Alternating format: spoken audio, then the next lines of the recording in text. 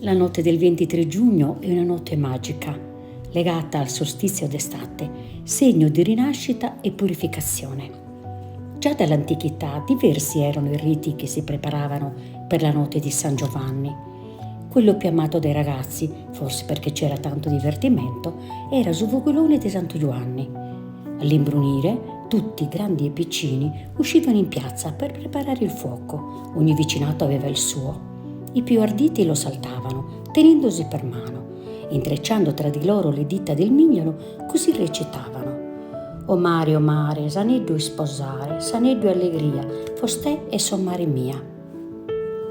Diventavano compari, una promessa di fratellanza e rispetto per tutta la vita. Intorno al fuoco si stringevano dei veri patti che rimanevano eterni.